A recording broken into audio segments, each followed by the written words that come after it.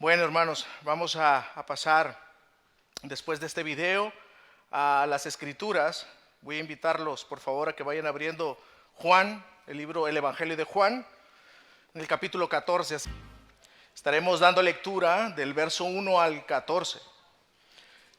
Así es de que, como ven, pues vamos a hacer una pausa en el libro de Marcos que venimos estudiando expositivamente para concentrarnos en un pasaje de las escrituras que hemos titulado Obras aún mayores ustedes harán. Juan, capítulo 14, verso 1 al 14. ¿Estamos listos, hermanos? Amén. No se turbe vuestro corazón, creéis en Dios, creed también en mí. En la casa de mi Padre muchas moradas hay. Si así no fuera, yo os lo hubiera dicho. Voy, pues, a preparar lugar para vosotros. Y si me fuere y os preparare el lugar, vendré otra vez y os tomaré a mí mismo, para que donde yo estoy, vosotros también estéis. Y sabéis a dónde voy, y sabéis el camino. Le dijo Tomás: Señor, no sabemos a dónde vas. ¿Cómo pues podemos saber el camino? Jesús le dijo: Yo soy el camino y la verdad y la vida. Nadie viene al Padre sino por mí. Si me conocieseis, también a mi Padre conocerías, y desde ahora le conocéis y le habéis visto. Felipe le dijo: Señor, muéstranos al Padre y nos basta. Jesús le dijo: ¿Tanto tiempo hace que estoy con vosotros y no me has conocido, Felipe? El que me ha visto a mí ha visto al Padre. ¿Cómo pues dices tú, muéstranos al Padre? ¿No crees que yo soy en el Padre y el Padre en mí? Las palabras que yo os hablo, no las hablo por mi propia cuenta, sino que el Padre que mora en mí, Él hace las obras. Creedme que yo soy en el Padre y el Padre en mí.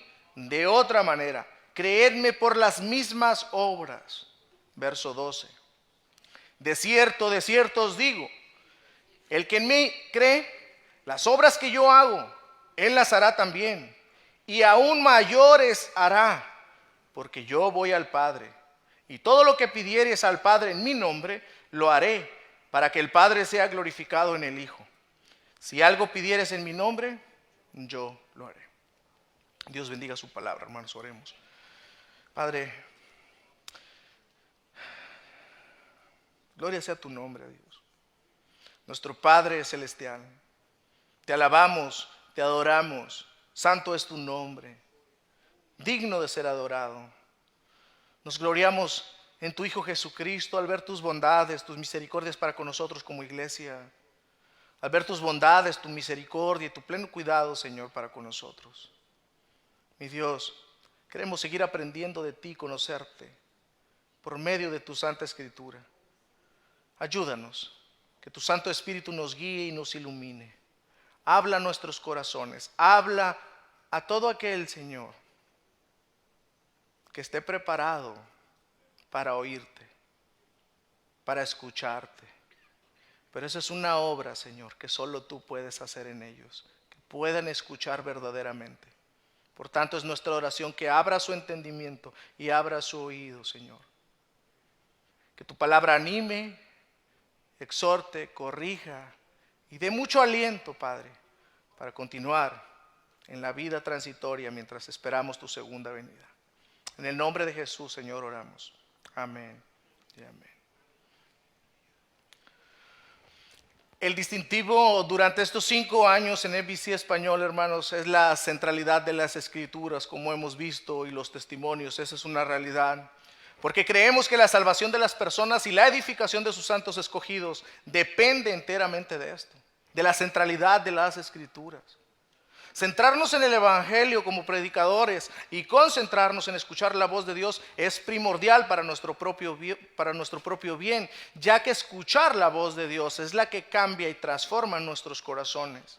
Escuchar la voz de Dios y la voz de Dios aplicada por el Espíritu Santo en nuestras vidas es lo que nos transforma. Así que por tal motivo es lo que vamos a hacer en esta tarde, centrarnos en la bendita palabra de nuestro Dios.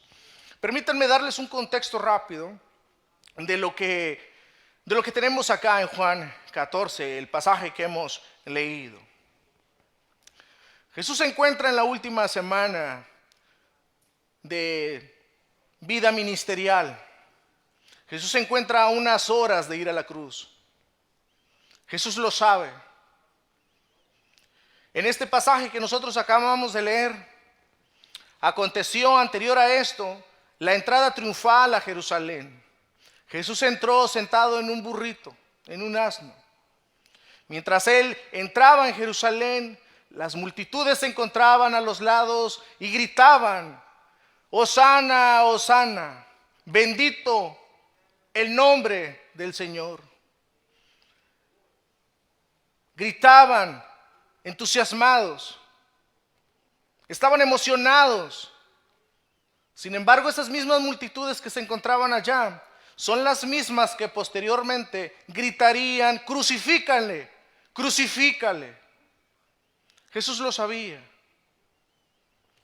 Y lo que hace Jesús, viendo y dándose cuenta que ha llegado su hora, lo que hace es que se retira de la ciudad de Jerusalén, toma a sus discípulos y se los lleva a un apartado, a un lugar íntimo, donde él pueda conversar con ellos de manera íntima. Sabe que son las últimas conversaciones que él va a tener con sus discípulos. Son las últimas enseñanzas que él les va a compartir a sus discípulos amados. Ese es el parte del contexto. Jesús tiene que explicarles ahí en esa reunión íntima y prontos a partir la cena del Señor y compartir la cena del Señor ahí. Y les comienza a explicar precisamente todo lo que le va a acontecer a Jesús. Que él va a ir a la cruz, que va a ser rechazado por su propio pueblo, que va a ser entregado y muerto en una cruz. Pero también les dice que al tercer día él va a resucitar y que él va a ascender a los cielos. Por tanto, hermanos, imagínense, los discípulos están allá escuchando a Jesús, con aquel que han caminado por casi 3 años, con seguridad, enseñados, guiados, y de pronto les llega esta noticia. Es inevitable para ellos que se sientan turbados. Es inevitable para ellos que se sientan acongojados, con temor, con miedo. ¿Por qué?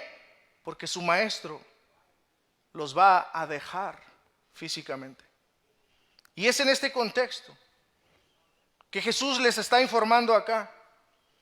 Todas estas cosas, todas estas informaciones se juntan y de pronto vienen a la mente, y es inevitable que su corazón se embargue de miedo y de temor por estas cuestiones que Jesús les está adelantando. No lo entienden ellos, no lo pueden asimilar.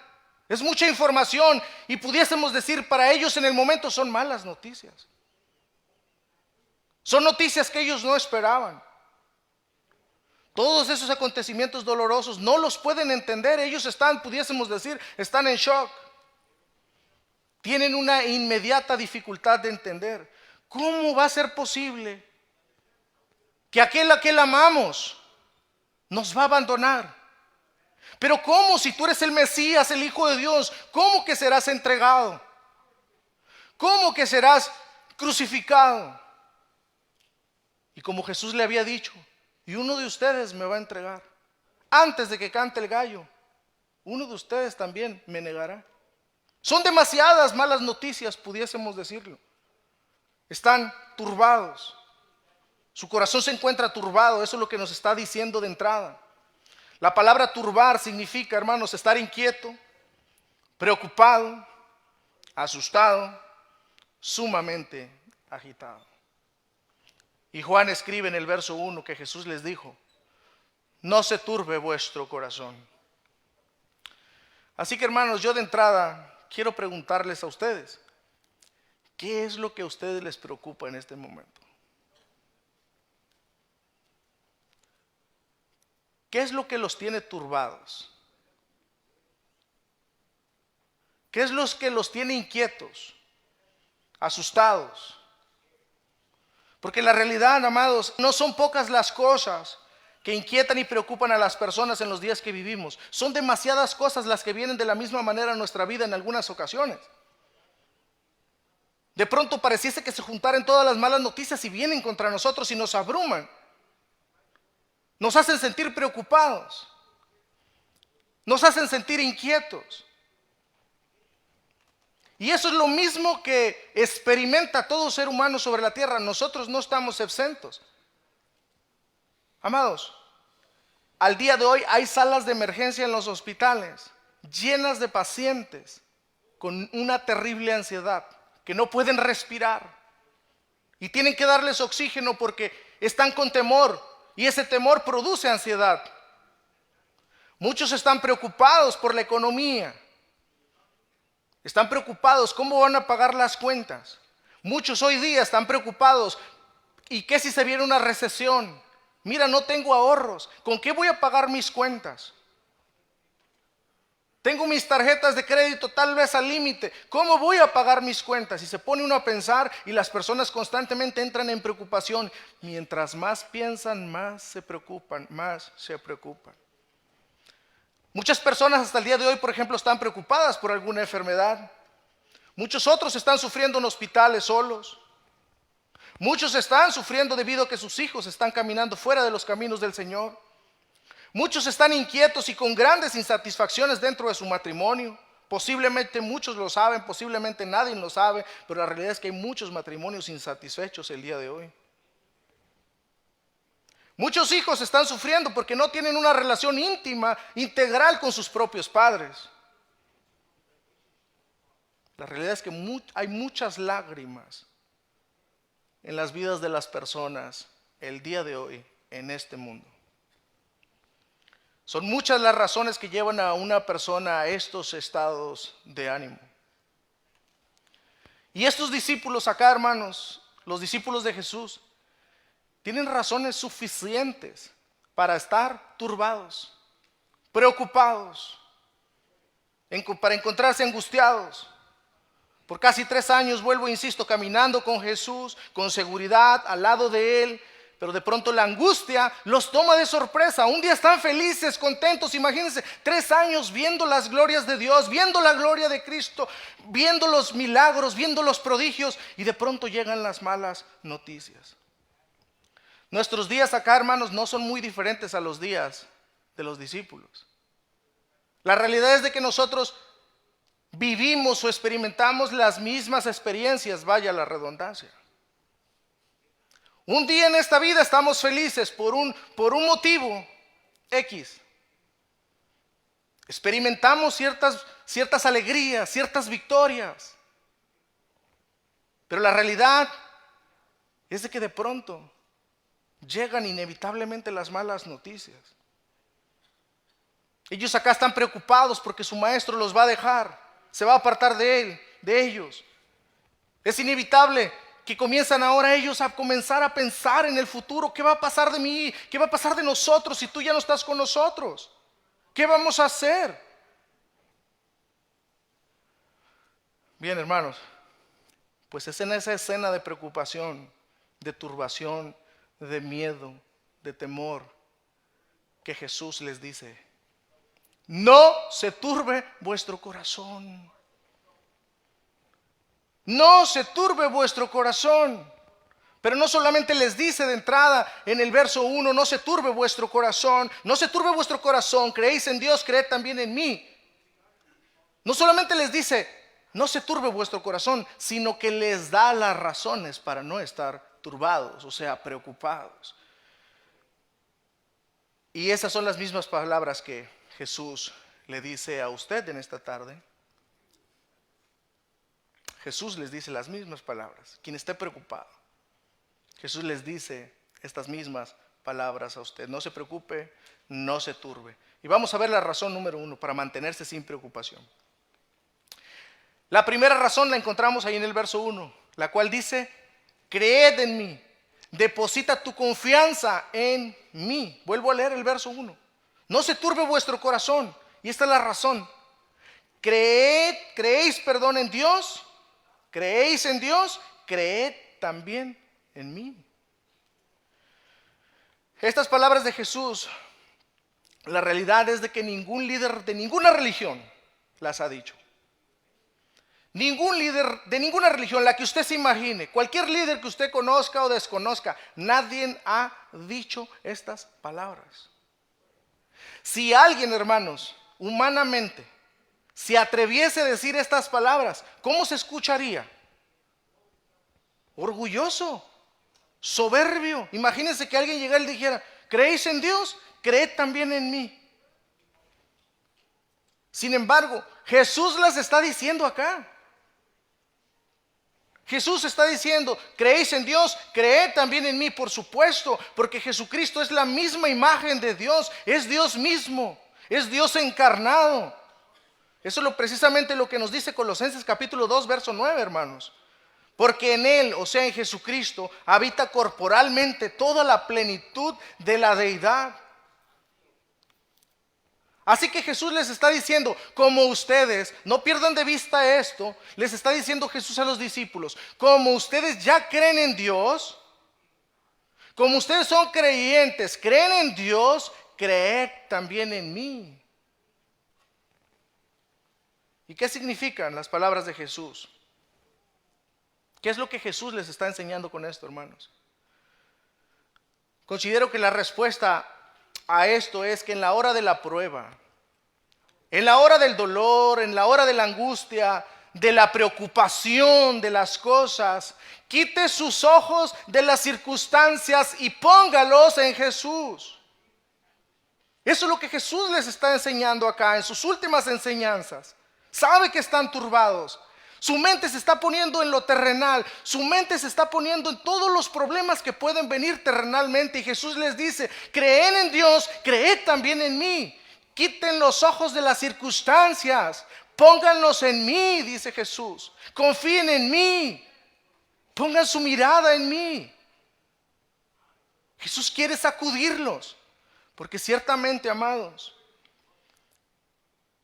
cuando vienen las preocupaciones, se queda uno, parece como estatua, así preocupado, pero no escucha, no razona, porque está invadido del temor, invadido de la preocupación. Y es como si Jesús los está sacudiendo acá y les dice: quiten la mirada de las circunstancias, confíen en mí. Y eso es lo mismo que Dios te está diciendo a ti, amado y amada hermana.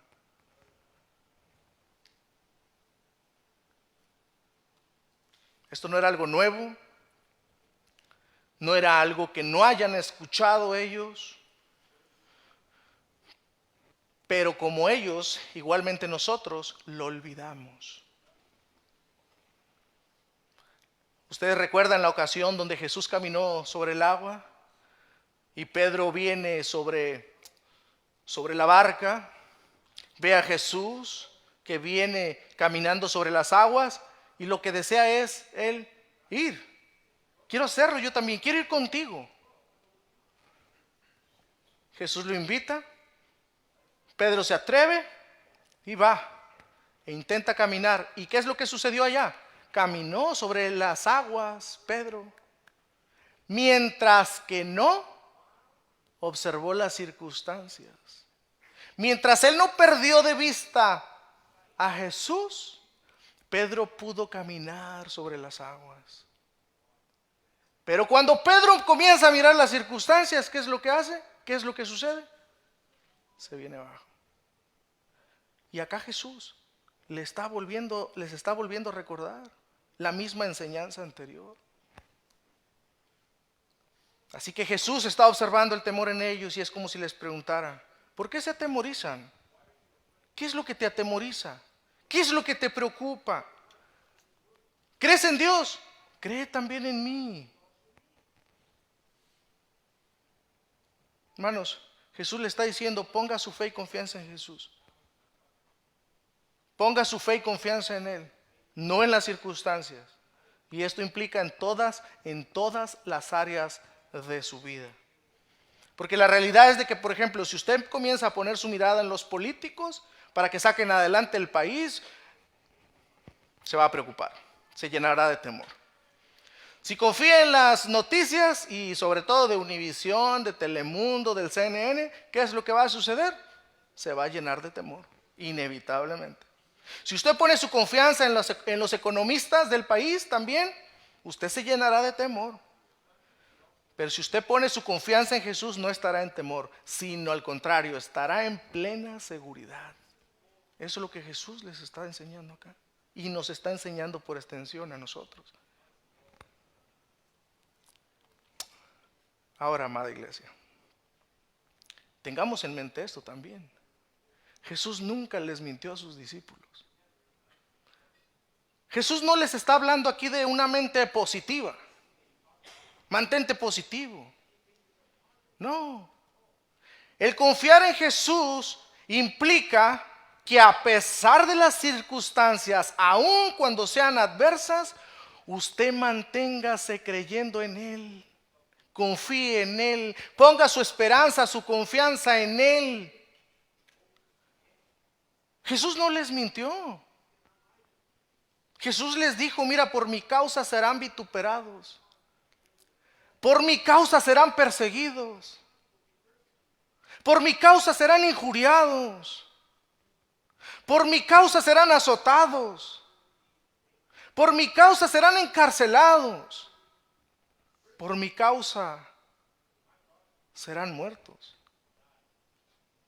Y ustedes saben que de los 12 discípulos de Jesús, solamente Juan no fue al martirio. El resto sí fue. Sufrieron. No lo ignoraban. Jesús nunca los engañó. Jesús nunca engaña. Jesús nunca miente. Jesús no promete lo que no va a cumplir.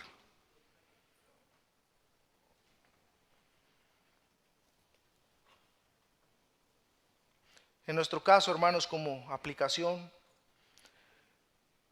esto implica que nosotros como cristianos, independientemente de los sufrimientos que pasemos en esta vida, continuemos creyendo en Dios y en la vida futura que nos aguarda. A pesar de las circunstancias.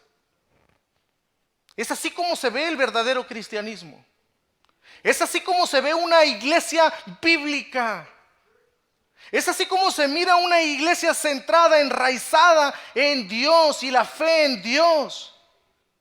Una iglesia que a pesar de las circunstancias puede salir adelante, no en sus fuerzas, sino precisamente porque su mirada y su confianza está puesta en aquel que es su Dios todopoderoso, que está sentado en su trono, que aboga por los suyos. No perdamos de vista esto, hermanos. Esa es la primera enseñanza. En segundo lugar, la razón que da Jesús acá para no estar atemorizados es: en la casa de mi Padre muchas moradas hay. Verso 2. En la casa de mi Padre muchas moradas hay. Si así no fuera, yo os lo hubiera dicho. Voy pues a preparar lugar para vosotros. La casa de mi Padre, cuando Jesús dice acá, la casa de mi Padre, es una forma de ilustrar, hermanos, un hogar, el hogar. Muchos cuando ven acá a Jesús diciendo, en la casa de mi Padre muchas moradas hay, si así no fuera, yo os lo hubiera dicho, voy pues a preparar lugar para vosotros. Muchos piensan que Jesús, como era carpintero, pues anda haciendo casa.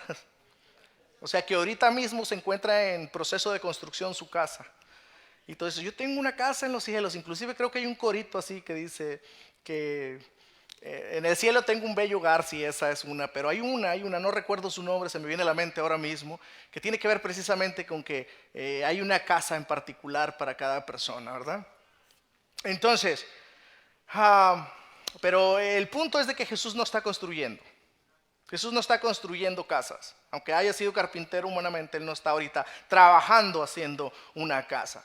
Jesús está haciendo referencia acá, número 1, hermanos, a la morada de Dios en la cual habita su plenitud. Se refiere a ese lugar que es inaccesible para el ser humano por sus propios méritos. Se refiere a la morada y trono de Dios desde donde Él gobierna.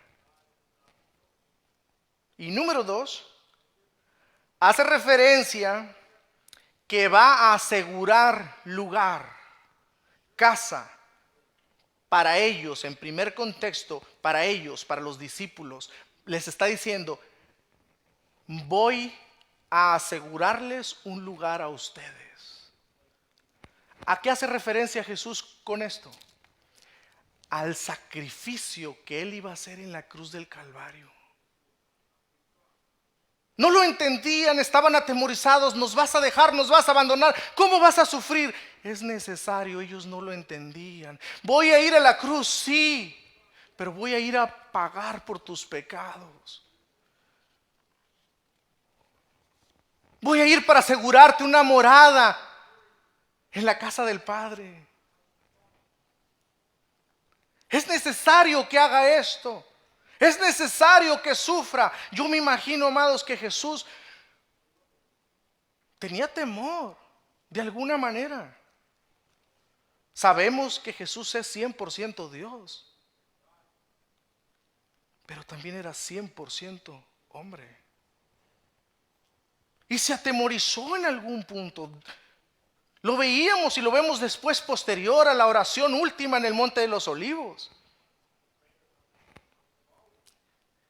Pero Él precisamente vino a entregar su vida por nosotros.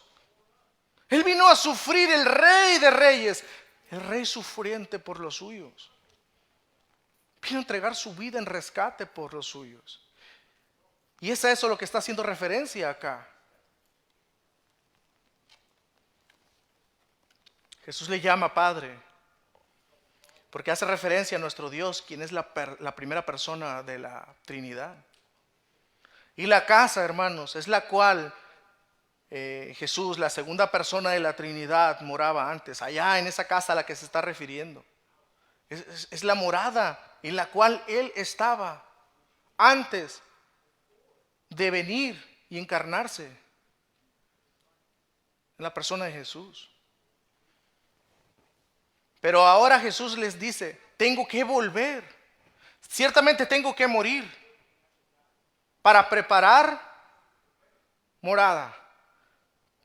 Tengo que resucitar, que es lo que celebraremos el próximo domingo y que celebramos cada domingo, el triunfo de Jesucristo sobre la muerte. Pero tengo que ascender, tengo que volver a la casa del Padre y les prepararé lugar. Qué glorioso, hermanos. Así que Jesús está diciendo a ti y a mí también, nuestra ciudadanía no se encuentra en esta vida. Nuestra ciudadanía no se encuentra en esta vida. Nuestra ciudadanía se encuentra en los cielos. Nosotros somos extranjeros y peregrinos en esta vida, hermanos. Nosotros perdemos de vista lo que los discípulos en una primera instancia estaban perdiendo de vista. Estaban pensando solamente en lo meramente humano, lo terrenal, lo pasajero, lo efímero, lo que está un día por la mañana y por la tarde desaparece. Jesús está elevando su manera de pensar. Es como si Jesús diese un paso hacia atrás y los invita a sus discípulos a mirar desde atrás todo el entorno. Ellos están pegados a las circunstancias y Jesús los está orillando. Vengan atrás y observen lo que está allá. Observen la morada del Padre, la cual yo voy a preparar para ustedes. Jesús les está diciendo, estamos de pasada, por más que usted viva no se compara, hermanos, por más que usted viva no se compara con la vida que le espera, con la vida eternal, con la vida gloriosa, una vida eterna, pero es eterna porque Jesucristo, nuestro Salvador, vive allá. Muchas veces nos acostumbramos a pensar en la vida eterna como un lapso de tiempo eterno. Hermanos, la vida eterna se trata de disfrutar, de gozar a nuestro buen Dios por siempre. Dicen que en una ocasión alguien se acercó a un pastor y le dijo, pastor, yo ya no quiero ser cristiano. ¿Por qué? Porque me enteré que vamos a estar allá en el cielo y vamos a estar adorando solamente a Dios. Qué aburrido, dice. Hermanos, tristemente no solamente piensan así los jovencitos o los niños, sino también los adultos. Entonces, ¿de qué estamos hablando? De que Dios está en su trono, que tenemos una entrada allá y una morada celestial y tenemos una vida eterna. Hermanos, vamos a pasar el tiempo disfrutando a nuestro buen Dios. Todo el tiempo, hermanos, estaremos disfrutando. Nuestra mente tan limitada no alcanza a comprender eso. Vamos a estar disfrutando de nuestro buen Dios.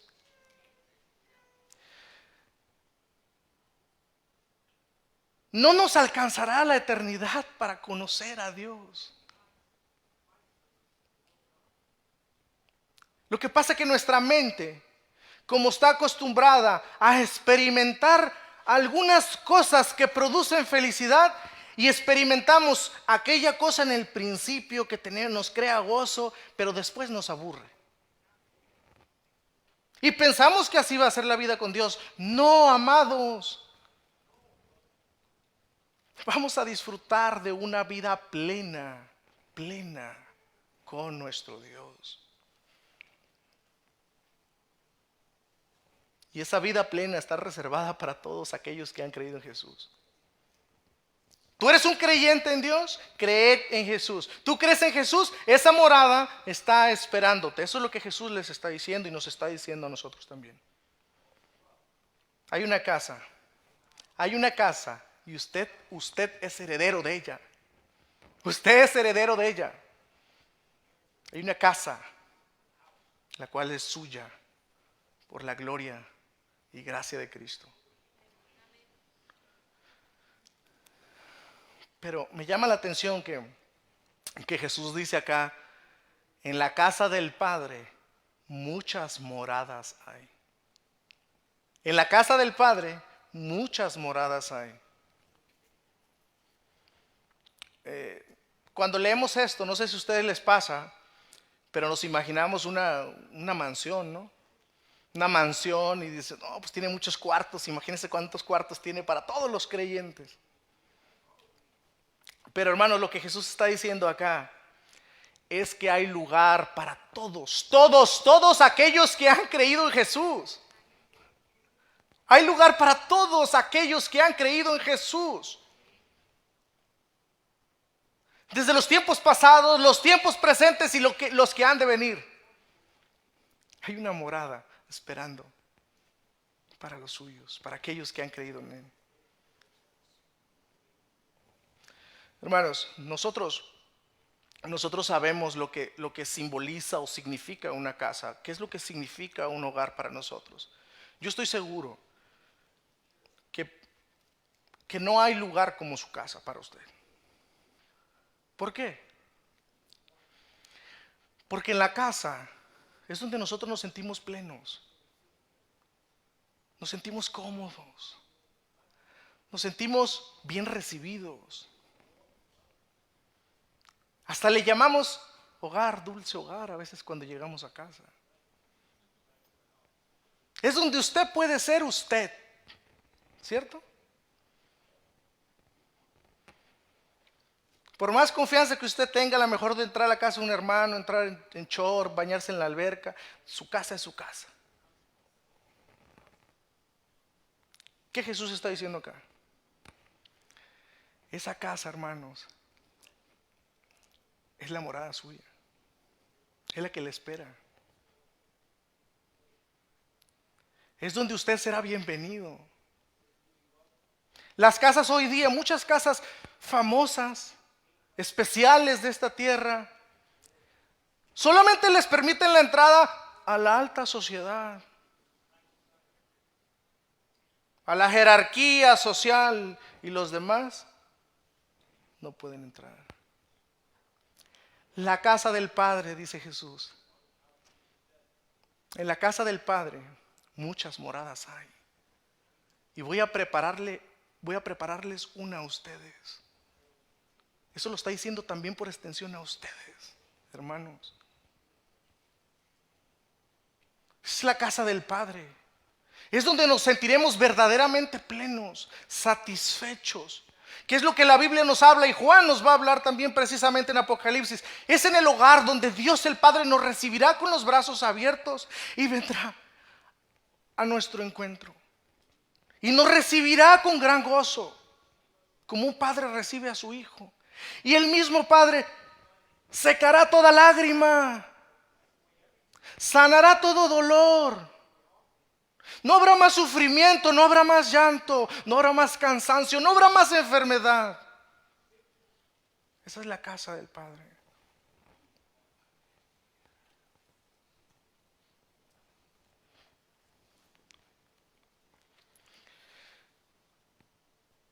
Esa es la casa a la que hace referencia Jesús acá, hermanos.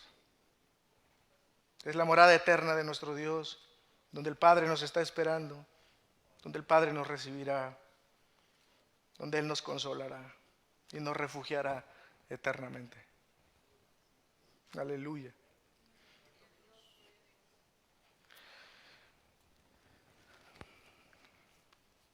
Pero aquí hay una verdad implícita, hermanos, muy importante. Esta casa del Padre, hoy por hoy, está abierta para todo tipo de personas. Hoy por hoy está abierta para todo tipo de personas.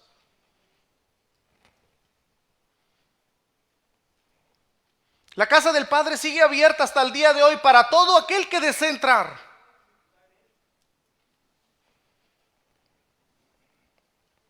Nunca olviden eso. Y si usted está sin Cristo acá o está escuchando, es mi oración que pueda entender esto. La casa del Padre está abierta.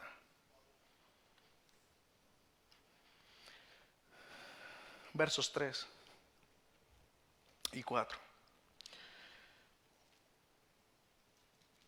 Y si me fuere y os preparare el lugar, vendré otra vez.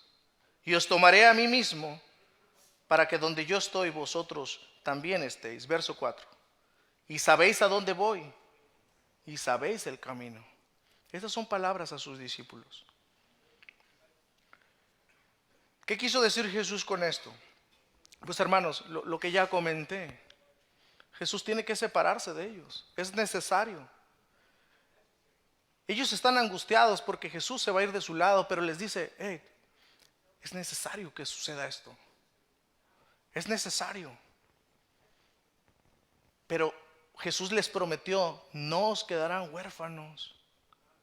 Os enviaré un consolador, el cual es el Espíritu Santo. Yo ascenderé al trono de los cielos. A la morada del Padre intercederé por cada uno de ustedes. Pero vendré otra vez, dice. La promesa de la segunda venida de nuestro Salvador Jesucristo por su iglesia.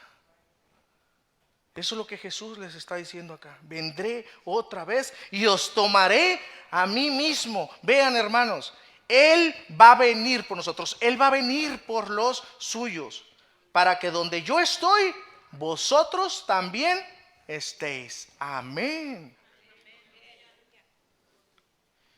Le dice ahí en el verso 4, ¿y sabes a dónde voy? Tú sabes a dónde voy.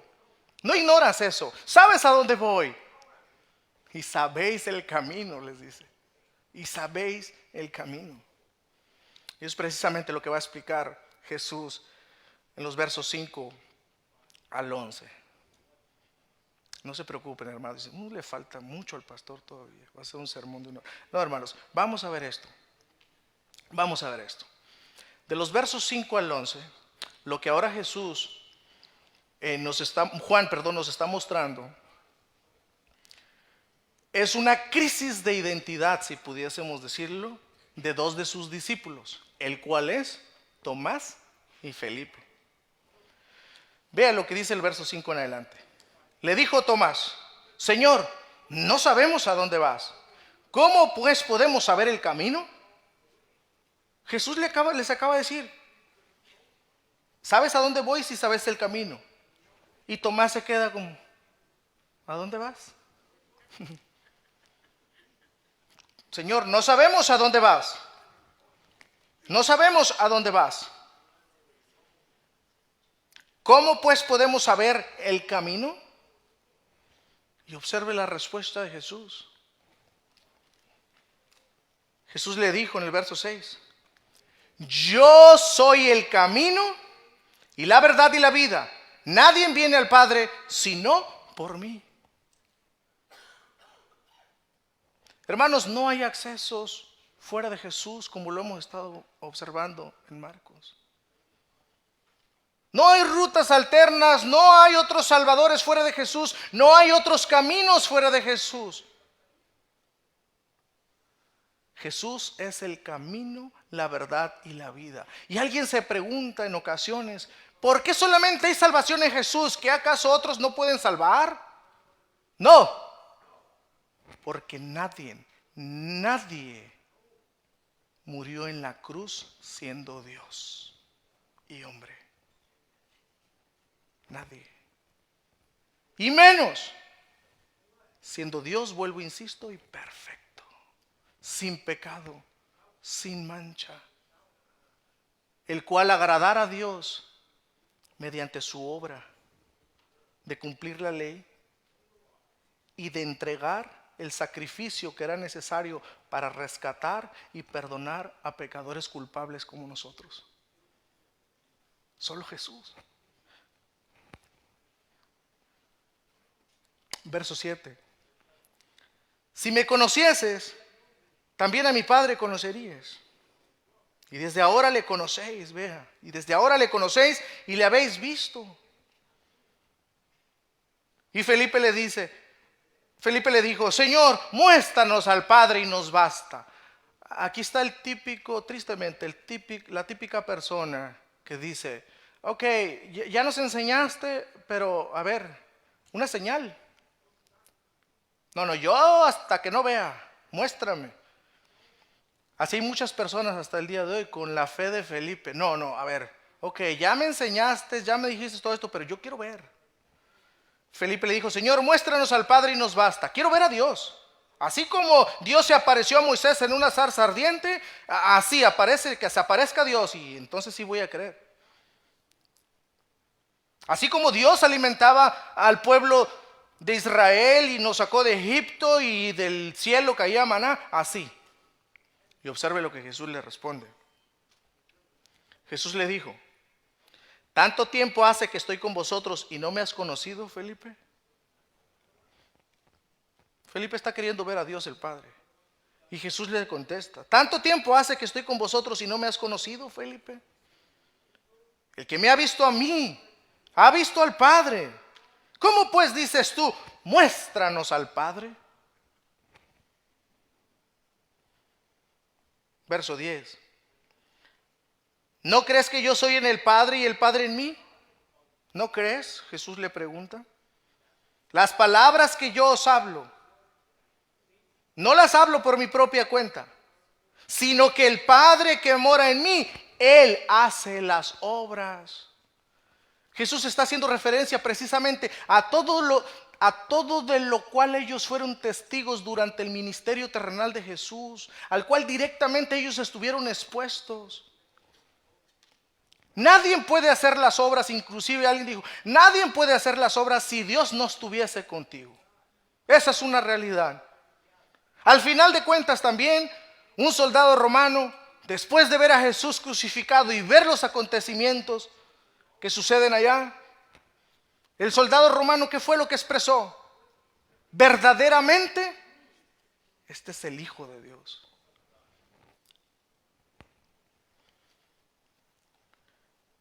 Y Jesús está haciendo precisamente a esas obras que solamente Dios puede hacer.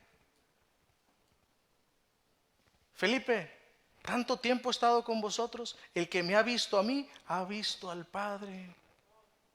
Hermanos, el que está en Cristo, está en el Padre. El que está en Cristo, está en el Padre. Verso 11. Creedme que yo soy en el Padre y el Padre en mí. De otra manera, creedme por las mismas obras. Haciendo alusión Jesús nuevamente a lo que ellos observaron, palparon, vieron con sus propios ojos, que más adelante precisamente es lo que va a escribir Juan en la primera carta, que es lo que estamos estudiando los jueves. Lo que nosotros vimos, observamos, palpamos con nuestras propias manos, eso os escribimos.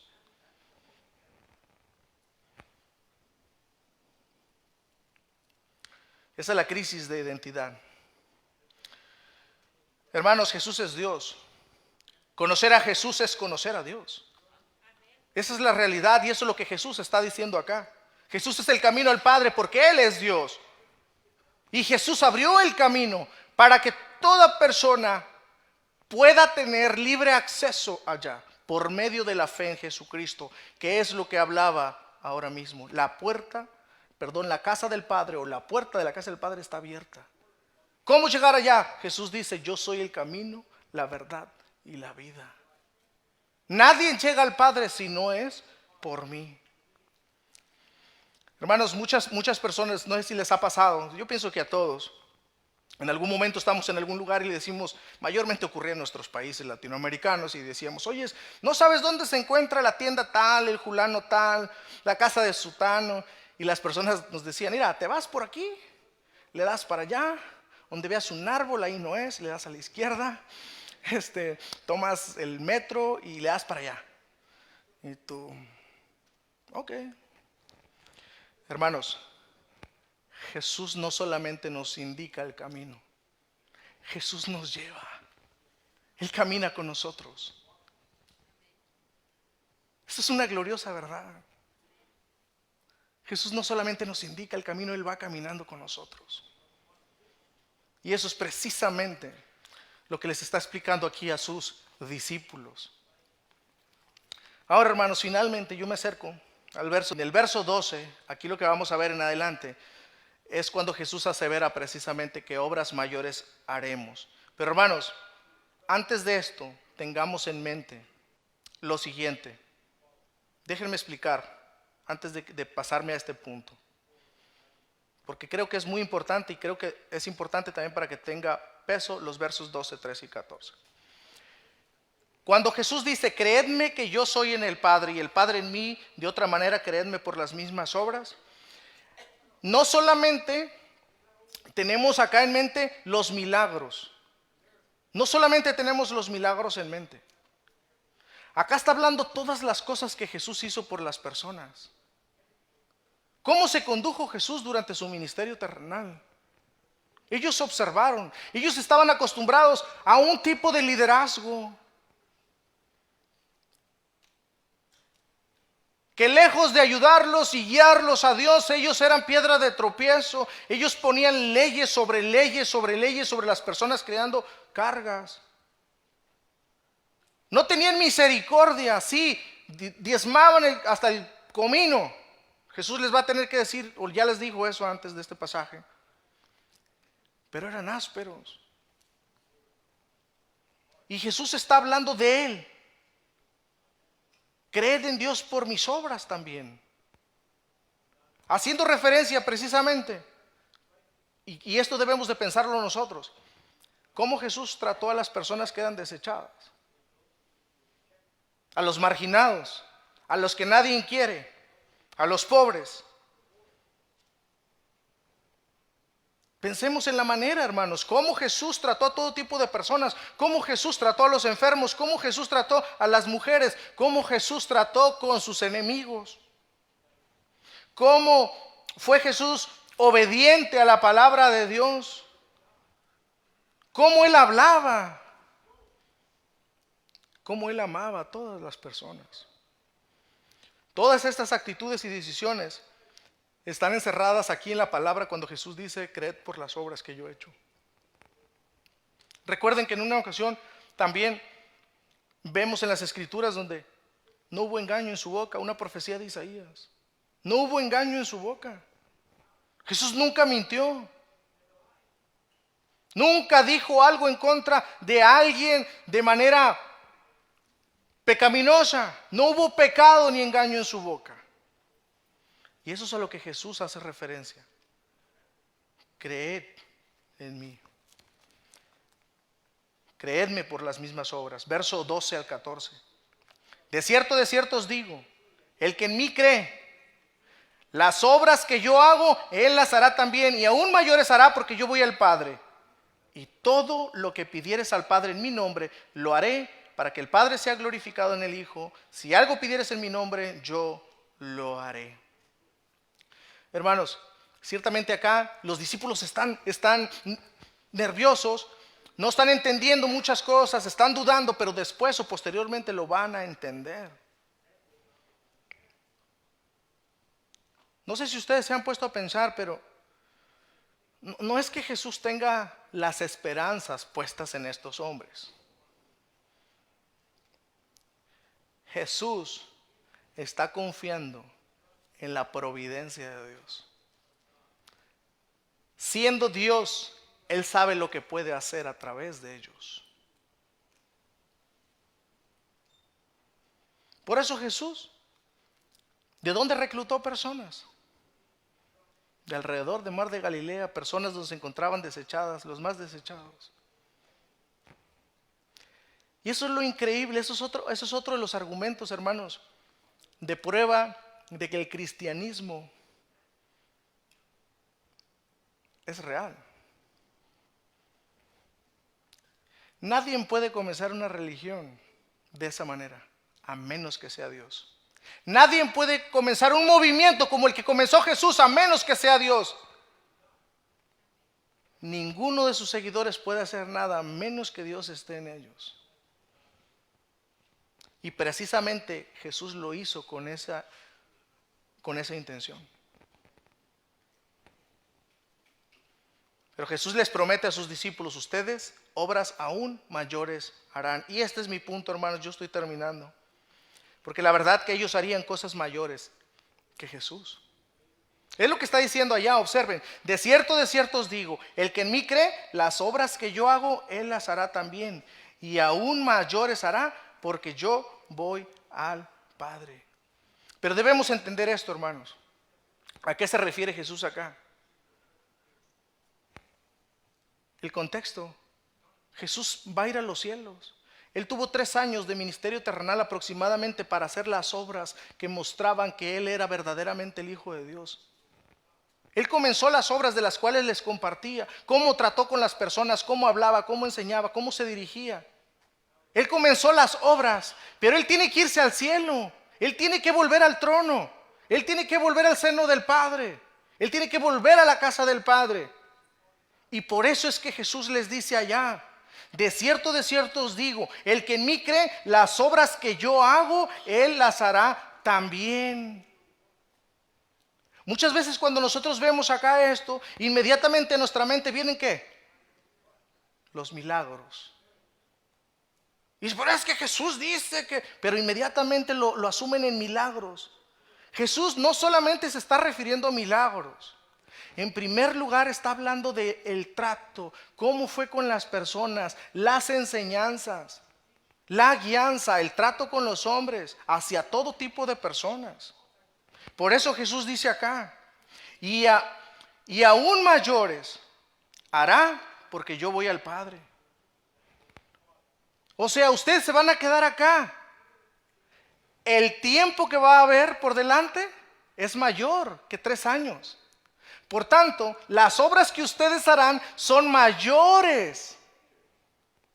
Ustedes harán obras mayores aún. ¿Estamos? Hermanos, esto es impresionante. Es impresionante. ¿Por qué? Miren, nosotros estamos acá cumpliendo 5 años. Como iglesia ABC Español. Y precisamente, hermanos, nosotros somos parte del cumplimiento de esa verdad que Jesús le dijo a sus discípulos. Por extensión, esa promesa que Jesús hizo a sus discípulos se está cumpliendo en estos 5 años que tenemos de vida. Obras aún mayores harán. Ellos comenzaron o continuaron, lo que Jesús había comenzado. Los discípulos continuaron lo que Jesús comenzó, haciendo las mismas obras que Jesús, pero ellos continuarían haciendo obras aún mayores, por extensión.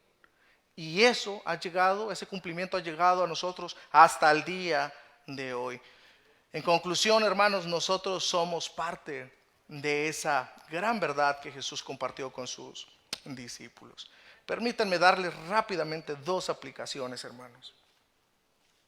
¿Qué le está diciendo Jesús a usted? Que crea en Jesús, que crea en Él.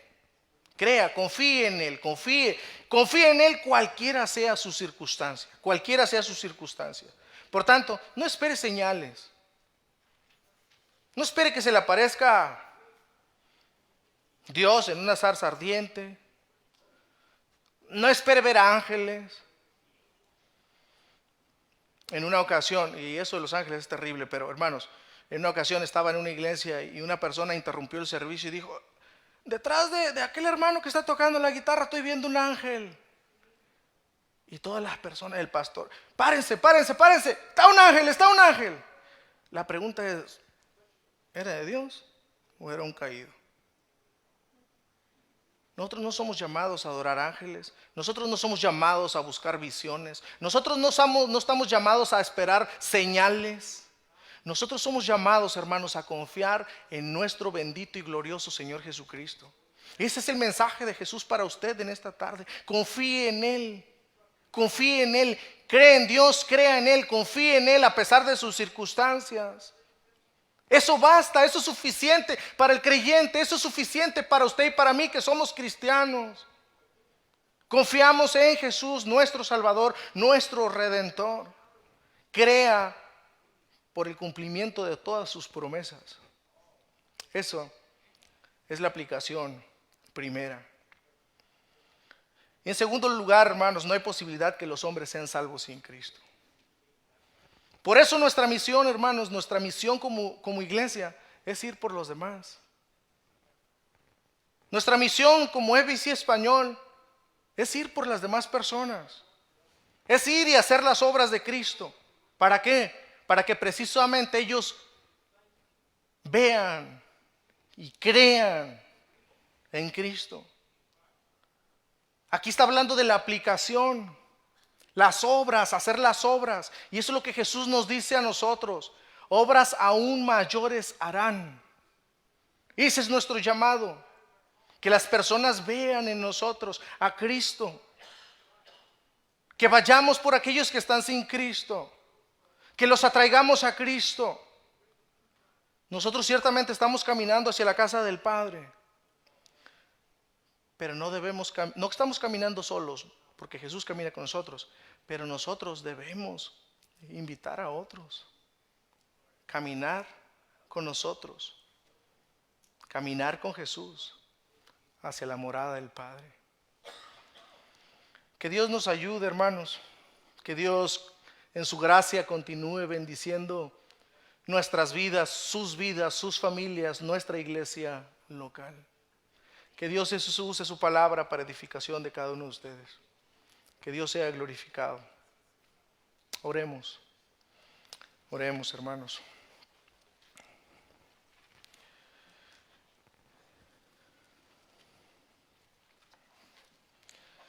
Señor y Dios, te adoramos por ser nuestro Padre, que nos has dado a tu Hijo Jesucristo. Nos has dado a tu Hijo eterno. Jesús nos ha perdonado de todos nuestros pecados. Tú nos has perdonado en Cristo tu Hijo todos nuestros pecados por el lavamiento de su sangre. Mi Dios, te glorificamos. Gloria sea tu nombre por tan maravillosas obras que has hecho en medio nuestro. Te alabamos, Señor, por sostenernos hasta el día de hoy, por darnos más de lo que nosotros esperamos cada día. Más de lo que podemos pedir y esperar, como leíamos en Efesios 3:20. Tú nos has bendecido con toda bendición espiritual en Cristo. Pero nos permites gozar por este tiempo de peregrinaje de tus riquezas en Cristo. De gozarnos, de maravillarnos en tus promesas, en tu Hijo Jesucristo, en tu palabra. Te alabamos por todo lo que has hecho, Señor, en medio nuestro, por estas hermosas familias, Señor, que están acá con nosotros, que son parte de esta comunidad, de tu pueblo, de tu iglesia. Pero te rogamos, Señor, que nos ayudes a seguir caminando con Jesús, a confiar en Él e ir por aquellos que están sin ti. Que no perdamos de vista que precisamente muchas moradas hay en la casa del Padre.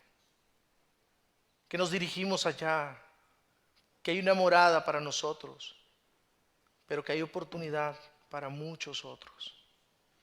Usa tu iglesia, Señor. Continúa, Señor, haciendo la obra que comenzaste en nosotros. Permítenos, Señor, traer gloria a tu nombre, Señor, por medio de la evangelización y por medio del discipulado en esta iglesia local. Usa los dones y talentos, Señor, que has dado a tu iglesia. Usa a mis hermanos, Señor, que están acá, como un medio de gracia y de santificación, de bien para cada uno de nosotros y de esta comunidad. Oramos, Señor, por las generaciones que vienen por delante de nuestra misma iglesia, nuestros niños, que día a día, Señor, son enseñados en tu palabra. Que haya mucho fruto para tu gloria. Que tu Santo Espíritu, Señor, traiga vida y que prepare los corazones de todos, Señor, para hacer la obra a la cual tú nos has llamado. Te alabamos, Señor, por los dones y talentos que continúas dando. Mi Dios, gracias por tu Santo Espíritu que está en nosotros y con nosotros. Te alabamos, Señor. Tú eres santo y estás sentado en tu trono. Y eso es precisamente lo que vamos a cantar, Señor. En el nombre de Jesús oramos. Amén.